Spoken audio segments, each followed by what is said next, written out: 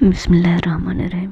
سورہ سجدہ آیت نمبر 4 سے 11 میں اللہ پاک فرماتا ہے، اللہ ہی تو ہے جس نے آسمانوں اور زمین کو اور جو چیزیں ان میں ہیں سب کو 6 دن میں پیدا کیا، پھر عرش پر قیام پذیر ہوا۔ اس کے سوا تمہارا نہ کوئی دوست ہے اور نہ سفارش کرنے والا۔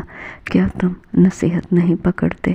وہی آسمان سے زمین تک کے ہر کام کا انتظام کرتا ہے، پھر وہ ایک روز جس کی مقدار تمہارے شمار کے مطابق 1000 برس ہوگی اس کی طرف رجوع کرے گا۔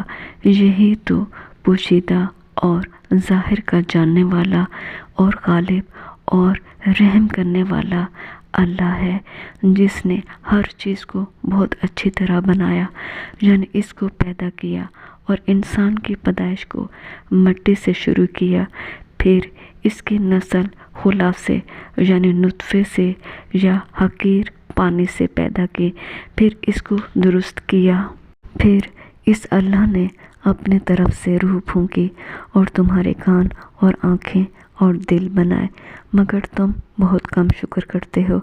اور کہنے لگے کہ جب ہم زمین میں ملیامیٹ یعنی بوسیدہ ہڈیاں ہو جائیں گے تو کیا از نو یعنی دوبارہ پیدا ہوں گے؟ حقیقت یہ ہے کہ یہ لوگ اپنے رب کے سامنے جانے ہی کے قائل نہیں۔ کہہ دو کہ موت کا فرشتہ جو تم پر مقرر کیا گیا ہے تمہاری روح قبض کر لیتا ہے، پھر تم اپنے پروردگار کی طرف لوٹائے جاؤ گے۔